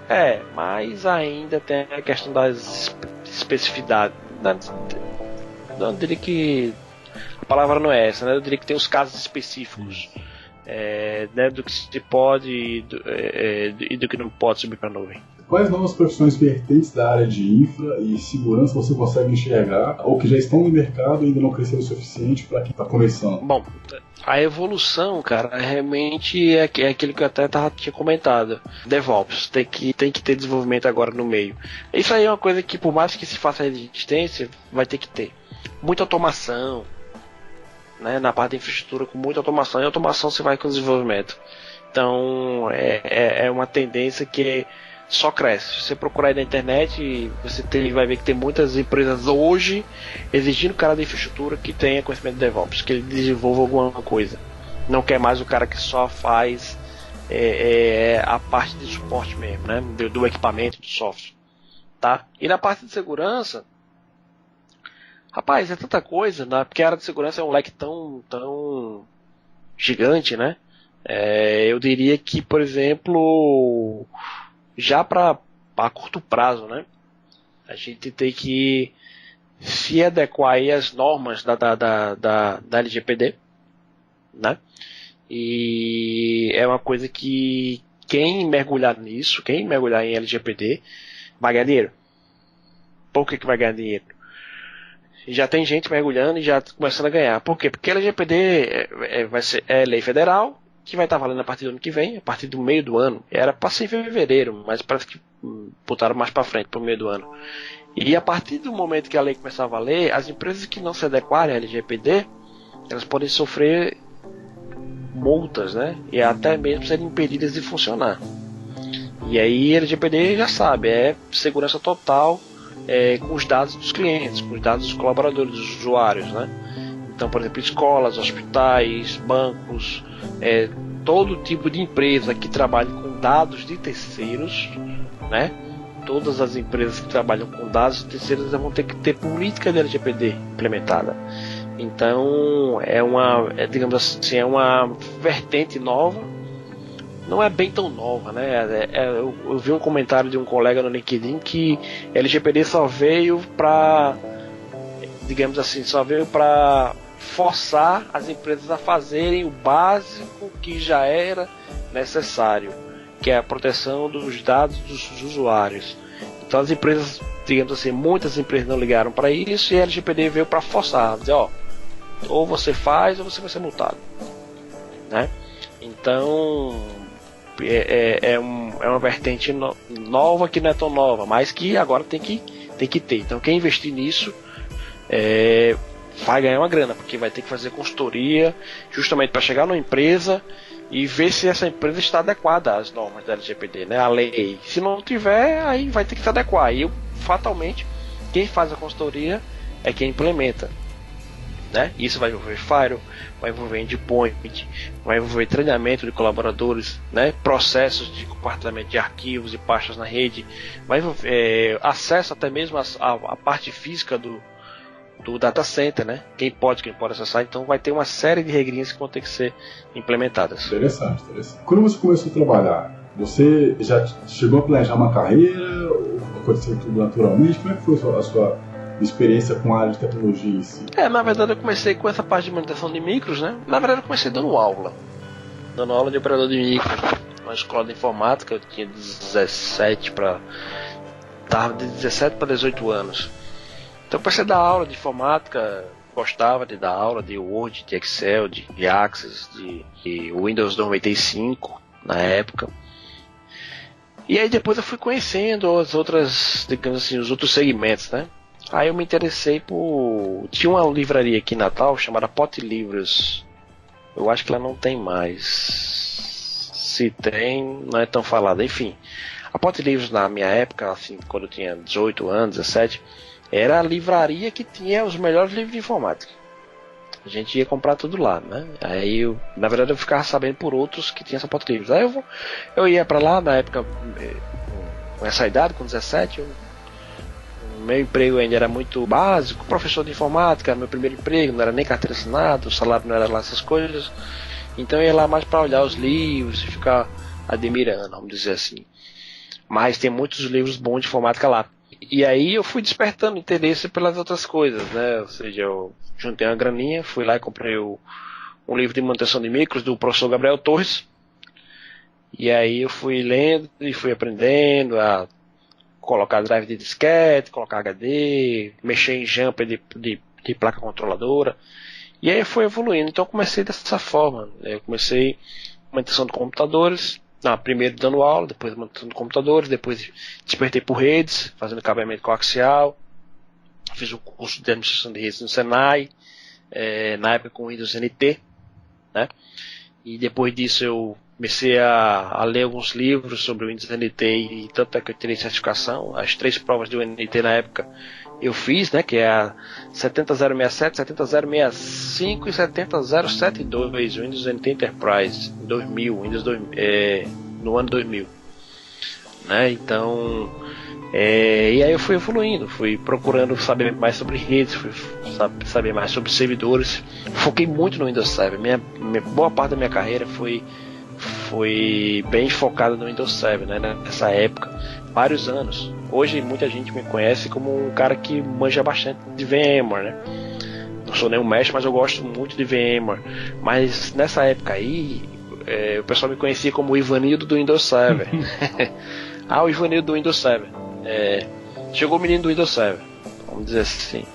Então eu diria que, assim, eu diria até que eu tenho muito a agradecer ao Windows Server, porque foi o cara que me sustentou no mercado e que me deu um alicerce legal. Até hoje eu trabalho com Windows Server, claro, mas não tanto quanto eu trabalho com VMware e com softwares da parte de segurança, né? Mas o Windows Server é um cara que eu não me distancio dele, tanto é que eu renovei agora meu MCCE no início no finalzinho agora de novembro, porque é um cara que eu não posso me distanciar dele, principalmente do Active Directory, que eu tenho um domínio maior no Windows Server na Active Directory. E aí sim, foi bem satisfatório, um negócio bem bacana, uma história bem legal, sabe? Essa parte essa história de vida, né? Uhum. De começar dando aula e chegar onde eu tô agora. Você também continua dando aula hoje em dia, né? Porque você tem esse canal no YouTube. Continuo, né? Não dou mais aulas de operação de micros, Excel, Word, por exemplo. Hoje minhas aulas é justamente voltadas para VMware, segurança. Tem o YouTube, o canal no YouTube, mas também aulas onde as empresas me contratam para capacitar o pessoal nas empresas, ou quando eu dou aula no Instituto Online do Paulo de BH. Estamos sem turma no momento, provavelmente devemos começar novas turmas a partir de janeiro, mas nós temos lá um curso de VMware, VSphere 6.7, que é online e assim, ao vivo, né? Interagindo com os alunos mesmo, com o laboratório, tudo bonitinho. Então eu continuo ainda nesse ramo de aulas. Quais os problemas mais comuns enfrentados por uma analista de infra na sua visão? Sinceramente, porque assim, o ambiente está tão instável que normalmente a gente não tá pegando problema, né? A gente está mais trabalhando com demandas novas. Criar um novo usuário, criar um certificado digital, libera um e-mail para mim, coisas desse tipo. Mas eu vou dar aqui um exemplo, é mais voltado para a conectividade, né? Quando tem um acesso que não se consegue, uma rota que não é alcançada, o pessoal quer acessar um determinado banco e aí vê-se que não consegue acessar porque questão de rota, um provedor, né? É mais conectividade mesmo, um usuário que não consegue entrar na rede e vai ver que algum problema na porta do switch, ou a máquina do cara perdeu o seed com o Active Directory, né? Aquela informação de que a máquina não é mais confiável, né? Não tem mais relação de confiança com a AD, aí tem que tirar a máquina do AD e colocar novamente. Então são coisinhas assim mais bem básicas, né? Uhum. Bem pontuais, não tem assim hoje problemas muito críticos para tratar, né? A gente tem que ficar, por exemplo, monitorando os storages para que não haja estouro, né? Que aí já teve, por exemplo, no passado. Parou o ambiente VMware, quando foi ver o Datastore parou. Aliás, estourou, né? Aí tem que adicionar mais LUN, ou tentar mover máquinas virtuais de uma LUN para outra, para poder liberar espaço. E para a área de segurança? Segurança, cara, nós não temos problemas hoje, né? Assim, problemas críticos de segurança, ou nem mesmo problemas básicos. A gente tem assim um grande número até diário, um grande número de ataques, né? Vindos aí detectados pelo IPS do equipamento e bloqueados. Então, como são detectados e bloqueados, então a gente não tem incidente de segurança. Mas eu diria que, por exemplo, um incidente de segurança comum que eu vejo no mercado, inclusive em empresas que não eram minhas clientes e passaram a ser depois, incidente com ransomware, né? Então o ransomware ele tá bastante ativo aí no mercado, né? Então já tiveram as 4 ou 5 empresas aqui na minha cidade que foram infectadas por ransomware. Então tem sido digamos que nos incidentes com segurança, problemas, diria que tem sido mais frequente dessa parte de ransomware por questão de negligência dessas empresas, sabe? Não tem um antivírus porque é caro, vou botar aqui uma Avast que é gratuito, o cara não tem um WSUS para fazer atualização, gerenciamento de atualização. Exato, não tem um controle de atualizações, ou até quer, mas não bota porque usa o Windows pirata e tem medo de atualização entregar a Microsoft que ele está usando o Windows pirata na rede, né? Office pirata, que são coisas que eu converso sempre com esses caras para evitar esse tipo de situação, pelo bem da empresa, mas é porque porque é caro. Sim, é caro agora, você acha que é caro investir em softwares originais, mas muito mais caro vai ser se você tiver um problema na tua rede uma infecção em massa aí, por exemplo, ransomware, justamente porque seus softwares estão vulneráveis, né? Porque você não quer atualizar, porque vai manter pirata, não tem antivírus, etc. Então, esses incidentes de segurança com ransomware têm sido bem frequentes ultimamente, né? Nos últimos 5 meses para cá. Você fez até um vídeo, né, no seu canal sobre ransomware também. Nesse vídeo eu mostro basicamente o que? O funcionamento do cara, como é que ele age, né? Como é que o ransomware age, e dou umas dicas, né? Para se proteger.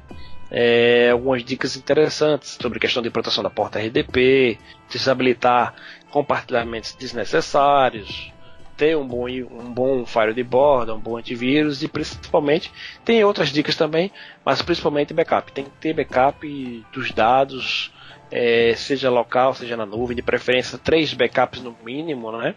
Para você ter que é a recomendação, que você tenha pelo menos 3 backups. E aí a nuvem, por exemplo, eu diria que hoje ela é essencial para guardar esses backups. Bom, a gente vai para um rápido intervalo, a gente volta daqui a pouco. Não sai daí. Você tem perguntas que não foram respondidas? Então envie e-mail para carreiratech@wesleyrodrigo.com.br informando a sua pergunta, além do assunto que se trata. Seja a entrevista de Java, Data Science, entrevista de emprego. Envie e-mail para carreiratech@wesleyrodrigo.com.br. Eu estou guardando aqui para trazer a sua resposta.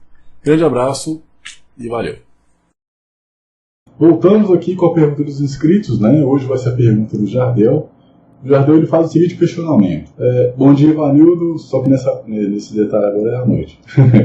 Você tem uma experiência na área de infraestrutura e quer continuar focado nessa área. E aí aparece a oportunidade de fazer uma pós em computação em nuvem ou em análise em BI. Por qual você optaria hoje? Rapaz, pela pouca experiência que eu tenho, digamos assim, eu partiria para BI. Porque essa parte de Business Intelligence, né, que é a inteligência do negócio, ela está bombando no momento. Tá? Então tem necessidades. Tem gente usando, por exemplo, o Pentaho, tem gente usando ferramentas que o Pentaho é uma ferramenta open source.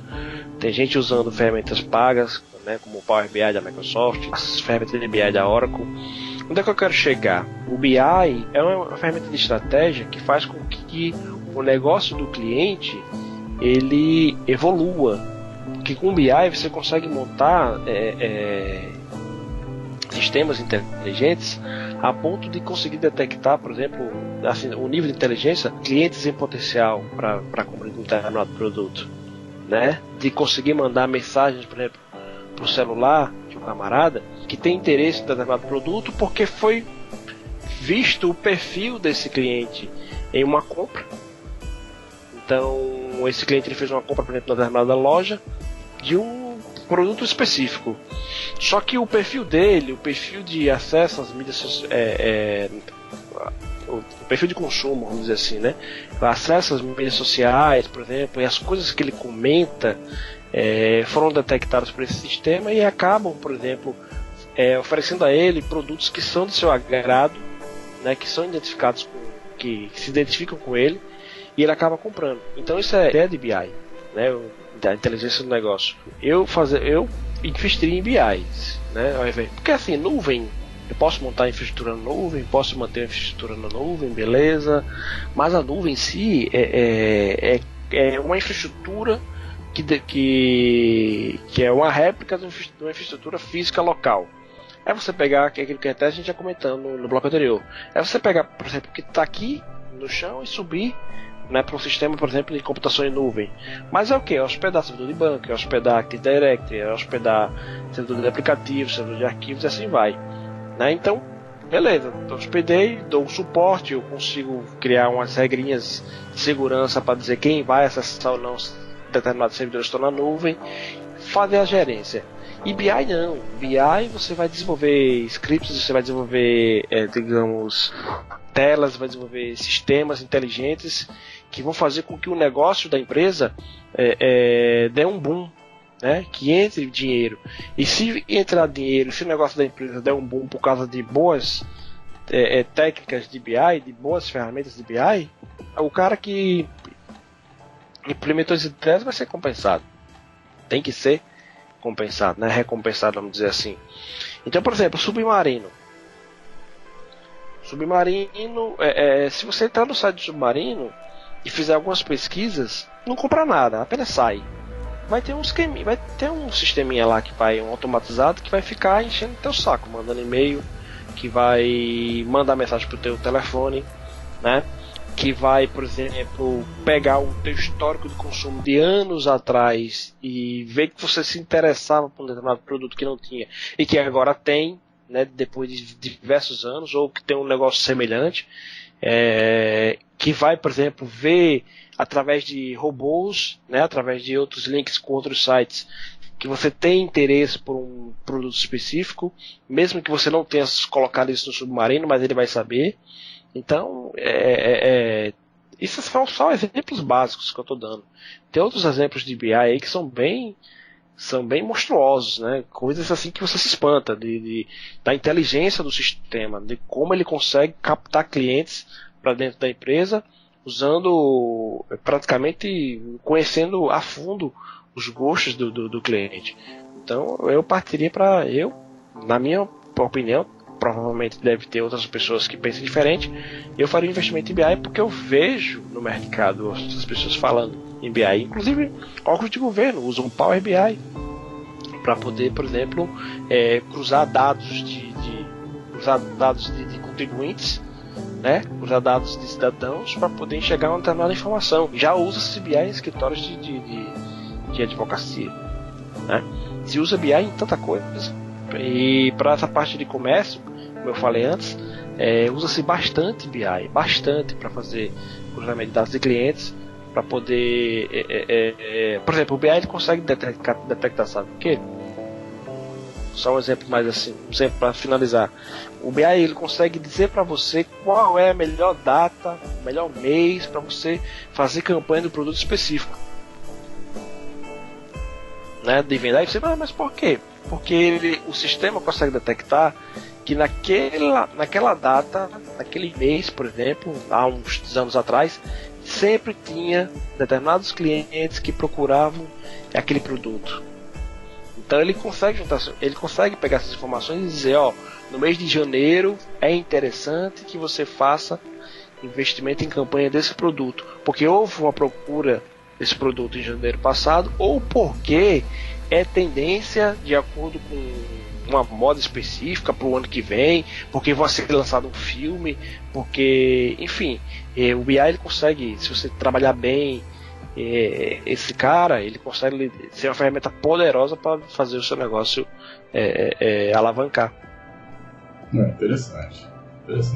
Bom, a gente vai para mais um rápido intervalo, a gente volta daqui a pouco, não sai daí. Então investir em sua carreira com os melhores cursos EAD que eu separei exclusivamente para você. Se você quer aprender alguma linguagem de forma rápida e sem gastar muito, então não pode deixar de conferir wesleyrodrigo.com.br/cursos. Lembrando que alguns dos cursos possuem mentoria individual, acesso via TeamViewer na sua máquina, para que você, caso tenha dúvida em alguma questão, tenha acesso do professor, ele vendo, né, em tempo real e te auxiliando da melhor forma possível, além também de alguns cursos possuírem grupos no WhatsApp, Telegram e outros meios sociais. Lembrando também que comprando pelo meu site, você tem acesso aos melhores cursos com descontos incríveis. Se você pretende aprender Java, SAP, Data Science, Python, entre outros, acesse wesleyrodrigo.com.br/cursos. Te espero lá, um grande abraço e valeu! Voltamos agora no último bloco. O que você fazia antes de iniciar na área de TI, Ivanildo? Rapaz, antes de iniciar na área de TI, eu trabalhava no escritório numa secretaria de uma faculdade, né, na escola. Trabalhava digitando arquivos, históricos escolares, ofícios, né, digitando, colocando informações em diplomas. Então esse era meu trabalho, né, um negócio bem operação do computador mesmo. Até que, como eu disse, eu comprei o livro do Gabriel Torres lá, Manutenção de Micros. Aí foi quando eu despertei, né, dizendo, isso que é interessante, ajeitar computador. Então aí eu comecei a estudar, comecei por aí. E aí foi evoluindo até onde eu estou hoje. Mas eu fazia isso. Na verdade, eu sou formado técnico em contabilidade, né? como eu falei, o meu curso superior de TI, que foi de redes de computadores, foi há 4 anos, ou seja, me formei há pouco tempo. Mas antes disso eu era técnico de contabilidade. Mas assim, só tinha o diploma. Eu não trabalhava com contabilidade. Nem queria saber. É porque minha mãe me matriculou na escola aqui, Escola Estadual Anísio Teixeira. Que assim, ela. O pessoal tinha. Naquela época tinha uma fama, né? Que o Anísio Teixeira era um colégio bom, um colégio técnico muito bom e tal. E ele tinha 2 cursos lá de administração e contabilidade. E eu acabei entrando no curso de contabilidade, mas eu nunca segui mesmo não, sabe? Nunca tomei curso pela contabilidade, apesar de ter um diploma de técnico de contabilidade. Mas aí o meu primeiro trabalho foi em secretaria de escola. Então quer dizer que você sempre trabalhou com computador, então? Sempre com computador. Começando aí com uma digitação, né? Na secretaria da escola, e depois eu despertando por vontade própria a vontade de estudar manutenção de computadores. Aí eu fui só de manutenção, opa, tem redes, interessante. De redes e assim vai, opa, segurança, opa, e assim, né? Lógico, foram anos aí de trilhando caminhos e vendo, né? Conhecendo pessoas, porque tem um negócio que é bem bacana, que é importante frisar, chama-se relacionamento. Quando você conhece pessoas agradáveis, pessoas que têm digamos assim, que tem boas coisas para lhe passar, e você vai evoluindo, porque você conhece um cara que conhece bastante de eletrônica. Eu tive essa fase na minha carreira que eu ajeitava monitores, parte de eletrônica, fazia solda em placas, né?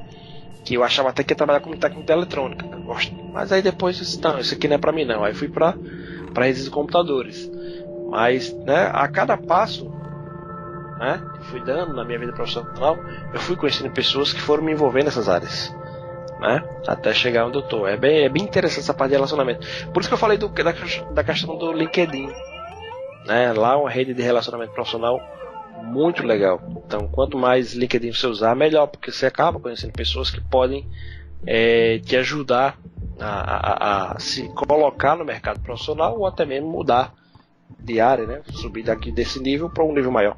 Sim. Aproveitando também, você que pretende estudar, seja fazendo curso online ou curso presencial, ou faculdade, ou certificação, fazendo aquele cursinho preparatório, né, para certificação, se você for fazer esse cursinho, sempre aproveite também a parte das pessoas que estão fazendo curso com você. Como eu falei lá atrás, essa visão de, isso lógico é a minha opinião, tá? Essa visão de que o cara vai ser seu concorrente, pode ser que sim, mas o relacionamento, ele vai te abrir portas, entendeu? Você sendo uma pessoa boa e você sendo um bom profissional e você demonstrando isso, sempre vai ter alguém que vai se lembrar de você em algum momento e vai te indicar. Eu, também na minha trajetória, eu sempre fui muito de falar, né? Eu sempre gostei de conversar. Logicamente hoje eu converso muito mais do que deveria, tô ligado. Mas, olhando pra trás, eu vejo isso, cara. Eu vejo que eu tenho alguns amigos que trabalham na área até hoje, muitos desistiram, né? E você vê a evolução das pessoas, é muito interessante. E você está no ciclo de amizade delas também é mais interessante, porque no meu caso, eu aprendi muito com essas pessoas, muitas pessoas, inclusive que são entrevistadas aqui, são pessoas que eu me inspiro e tal. E essa dica do Invalido, ela é muito interessante, muito válida por isso. Assim. Você vai crescer muito mais com um relacionamento do que somente estudando, sabe? Lógico que o estudo você vai aprender a parte técnica, etc. Mas a parte de visão de mercado, a visão da carreira em si, você vai aprender mais dialogando, entendeu? Então sempre aprenda a conversar e sempre aprenda a enxergar a oportunidade através disso. Não só de carreira, mas de deixar a sua marca na pessoa, assim, entendeu? Só uma pergunta. Você tinha falado que fez o curso de rede de computadores. No seu caso foi tecnólogo ou foi tipo graduação de 5 anos? Tecnólogo, 3 anos. Já que o meu tá forma agora, mas tem 7 anos que eu tô fazendo, mas é isso. Bom, como você iniciou, você também respondeu, né? Que é fazendo. Você comprou o livro lá do professor, que eu esqueci o nome agora. Gabriel Torres. Isso. Vamos para a próxima pergunta então. Como você lida com falhas não previstas? Rapaz, falhas não previstas é um negócio bem complicado, né? reação total. O primeiro ponto é manter a tranquilidade. Tem gente que se desespera, né? Tem gente que, não, pelo amor de Deus, chega, tem que resolver. Então tem que manter a tranquilidade. Tem coisas realmente que botam uma pressão meio que exagerada. Mas a ideia é manter a calma, investigar o porquê daquele problema e resolver. E aí vai depender muito da sua expertise. Se você tiver expertise para resolver aquela questão, beleza. Se você já sabe o que é o problema. Se não, aí vai ter que pesquisar, vai ter que procurar, vai atrás. Eu costumo me manter calmo. Procuro estabelecer prazos, sem muita, digamos assim, sem dar esperança de prazos curtos. Eu tô com problema no Active Directory. Quanto tempo? Meia hora não. Bota aí 3 horas, por exemplo, para resolver. Que aí pelo menos você já deixa o cara, mesmo que você demore menos, demore 40 minutos, 1 hora, mas pelo menos você já deixa o cliente alertado de que ele vai demorar, vai ter até 3 horas para ter o AD dele de volta. Se retornar antes, ótimo, você marca ponto. Então a questão da reação a problemas vai depender muito da complexidade. Tem coisa que é mais complexa, né? Que há, por exemplo, realmente falha total de serviços que dependem de equipamentos que... depende do switch SAN aqui que deu pau. Onde é que eu vou conseguir outro switch SAN?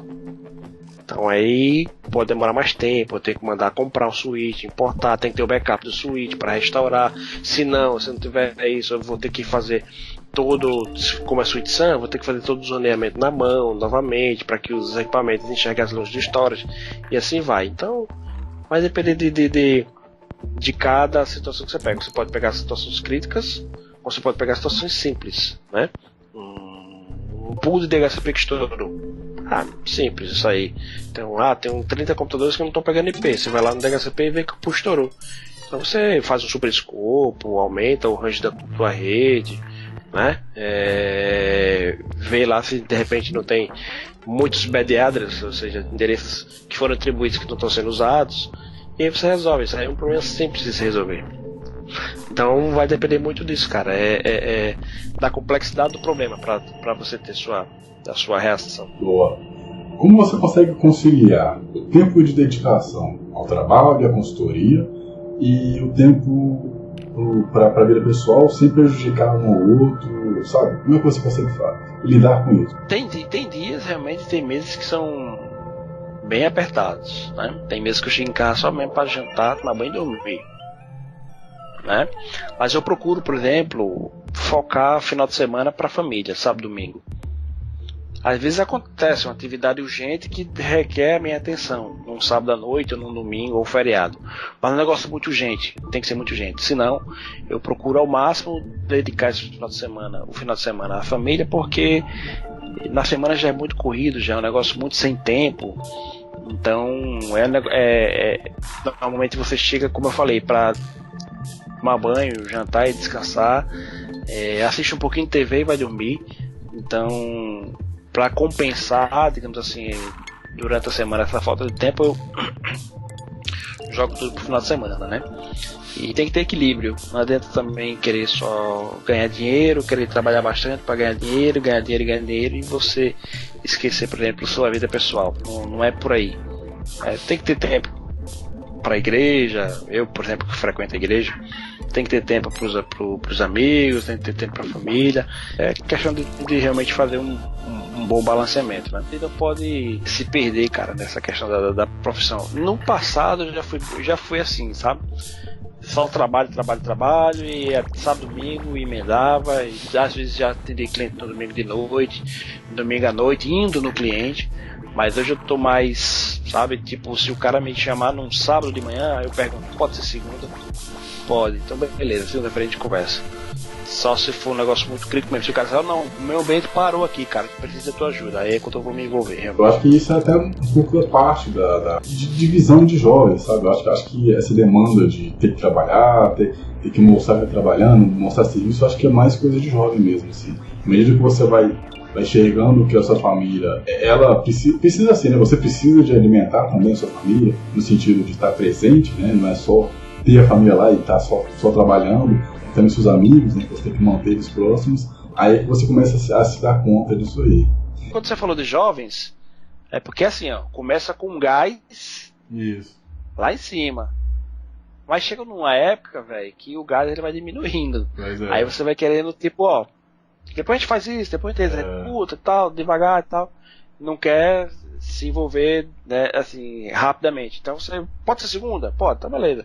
Porque o gás ele vai diminuindo. Entendeu? É uma mudança de prioridade, né, cara? Você acha que quando você é jovem, você quer tanto crescer e sua prioridade é tanto de trabalhar que você tá na fase de fazer isso mesmo, sabe? Tá na fase de virar madrugada para estudar, tá na fase de virar madrugada para trabalhar, etc. Mas chega um certo tempo que você começa a colocar na balança porque você amadurece a sua cabeça, amadurece, sabe? Você começa a perceber que a vida não só é trabalho. Então, eu acho que isso é uma fase de todo mundo e que bom que você conseguiu acordar para isso aí. Com certeza todo mundo passa por essa fase. Pois é. Você utiliza alguma técnica para estudos? Não, eu não tenho uma técnica específica. Eu diria que é o seguinte, uma coisa de cada vez. Se eu tenho, por exemplo, 10 certificações para fazer, vou dar um exemplo, né? Eu tenho 10 certificações para fazer no ano. Eu procuro fazer uma por vez. Me dedicar a fundo naquela certificação.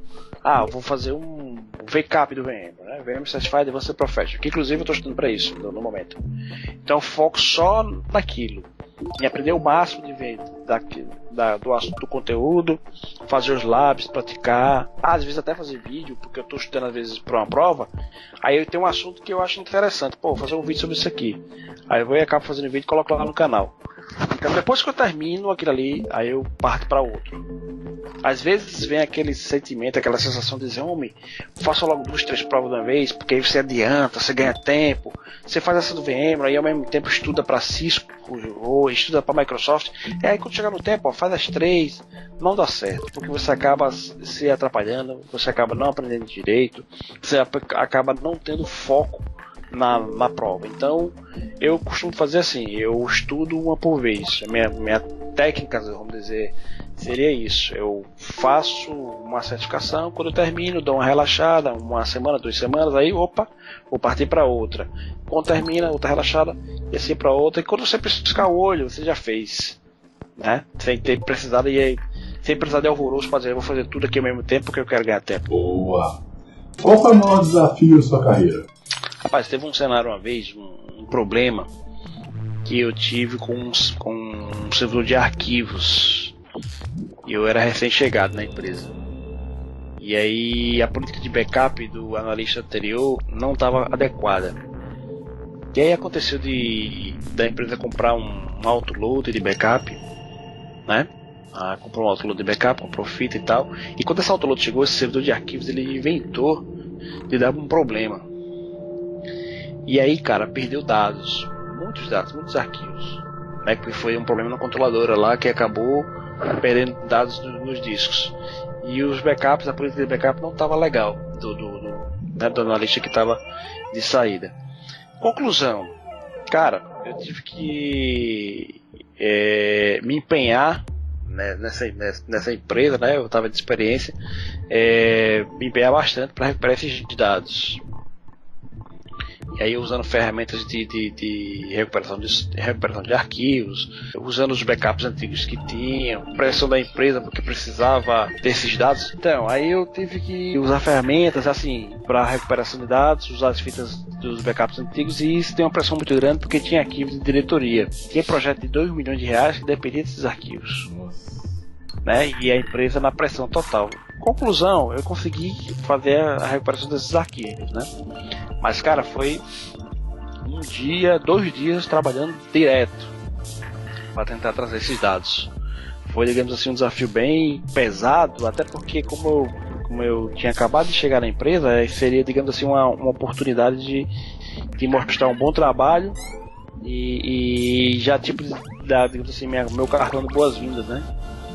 E aí eu me empenhei bastante nisso e acabou dando certo, e eu, com o tempo, acabei sendo efetivado. Boa! Parabéns, cara. Eu lembro que eu passei uma coisa parecida com isso na empresa que eu trabalhei. Era bem parecido, né? Na verdade não era nem quase desse, era a máquina do cara, era o notebook do diretor lá, que ele... Acho que o HD tipo, deu problema e ficou com um arquivo como RAW, e perdeu o tipo de arquivo NTFS, E aí eu lembro que eu usei teste disk, se eu não me engano, pra recuperar o HD. Aí depois recuperar tranquilo, assim, então aí o cara ficou com um sorrisão. Então quando você consegue recuperar HD, você ganha uma pontuação gigante, cara. Qual foi o melhor momento da sua carreira? O melhor momento da minha carreira foi quando eu venci a dificuldade, por exemplo, do nível superior, que me permitiu subir para um nível maior, né? Me permitiu ter um salário melhor, um nível maior assim, do trabalho, né? É aquilo que eu falei no início, o nível superior, pelo menos para ainda no mercado de trabalho, ele ainda é bastante exigente. Então, assim, eu estava bem limitado, né? Eu não tava assim, limitado para emprego, né? Eu só podia chegar até um certo nível. E aí, quando eu concluí meu nível superior, que eu consegui realmente dar uma evoluída legal. Apesar de ser recente, né? Assim, 4 anos, 5 anos no máximo.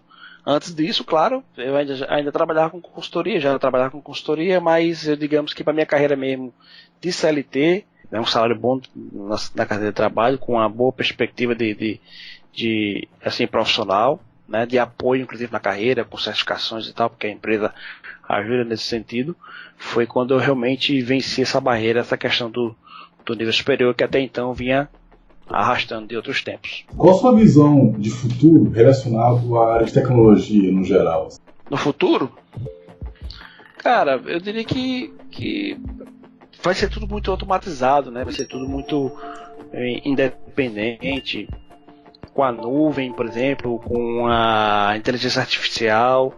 A tendência é que realmente as coisas sejam menos humanizadas e mais automáticas, né? Então eu acredito, cara, que vai ser só evolução. Vai ter muita coisa que vai ser só, assim, processos bem automatizados que você vai ter pouca interação, digamos assim, você vai depender muito menos das suas ações humanas, né, a cada momento que for passando. Nós temos softwares aí de inteligência artificial que hoje, né, os bancos mesmo estão usando aí, que consegue lhe dar total apoio conversando com um robô. Né? O Google mesmo também no seu smartphone você consegue falar com o Google para você pegar informações, buscar, fazer pesquisas. Então assim, para o futuro, bicho, eu diria até diga assim para outras pessoas que são de outras áreas, né? Se você puder colocar seu filho para fazer em alguma carreira, bota ele na área de tecnologia, porque apesar dos processos no futuro serem automatizados, mas vai depender ainda de alguns humanos que precisam deixar esses processos funcionando, né? De algumas pessoas, seja da área de infraestrutura ou de desenvolvimento, da parte de software, que vão dar apoio a esses sistemas. Então eu diria até que esqueça essa história de apoiar o menino para fazer direito, a fazer engenharia civil, bota ele para estudar tecnologia, porque aí é o que vai dar a ele, por exemplo, mercado, né? O que vai dar a ele oportunidades. Qual é o seu objetivo final de carreira? Eu espero migrar para a gestão no futuro, sair realmente do mão na massa e partir só para gerir, ter o conhecimento suficiente, né? Ter uma boa bagagem para gerir uma equipe na área de TI. Boa, interessante. Bom, Evandro, infelizmente a entrevista vai estar terminando, né? Gostaria de agradecer muito a sua presença, novamente a sua disponibilização de tempo, né? Foi um papo muito interessante. Para mim foi muito ótimo, né? Estar com uma pessoa que participou da minha educação, né? Uma das pessoas que participou da minha educação na parte de aprender firewall, na parte de aprender sobre segurança, e estar conversando com você é um privilégio. Continue sendo esse cara disponível, esse cara acessível que você é, o cara gente boa, o cara que enxerga longe, entendeu? Então, todas essas qualidades. Parabéns pelo seu trabalho, continue trilhando, né, nesses caminhos que você já está há um bom tempo, e sucesso, cara. É o que eu posso te dizer nesse momento. Valeu, cara, obrigado, e obrigado aí pela oportunidade. Realmente foi um bate-papo bem interessante, agradável. Espero que as informações que foram expostas aqui possam realmente servir para dar uma luz para a galera aí que acompanha o teu canal, que eles assistam e que eles possam realmente ter o norte, né? Pra quem tiver dúvida, não tenha mais dúvida, e quem já estiver seguindo, de repente ganhe um reforço de ânimo para continuar aí nos caminhos aí da TI. Você tem algum meio para as pessoas que quiserem conversar com você? LinkedIn, WhatsApp, algum meio que você está disponível para quem quiser te perguntar alguma coisa a mais ou coisa parecida? Cara, pode ser no LinkedIn. Inclusive, algumas pessoas estão mandando mensagem para mim no LinkedIn, tiram algumas dúvidas, né? Mandam mensagem, inclusive até dúvidas profissionais, né? Dúvidas de tecnologia, de equipamentos, mas também dúvidas profissionais. Então, podem me procurar lá no LinkedIn, né? Ivanildo Galvão, tô lá. Me adiciona que eu aceito e a gente pode trocar umas mensagens por lá. Vai estar disponível aqui na descrição o link do seu LinkedIn, o link do seu canal. Quando você abrir tudo para o seu curso, você me passa, que eu também disponibilizo aqui. E é isso, né, cara? Então, obrigado para você também que assistiu até aqui. Grande abraço, espero que o vídeo tenha sido útil, né? E que esse começo de ano aí seja excelente de oportunidade para você que está começando. Lembrando que há cursos aí no meu site, wesleyrodrigo.com.br/cursos, que provavelmente vão te ajudar a criar a sua carreira. Grande abraço, valeu e tamo junto. Valeu, cara.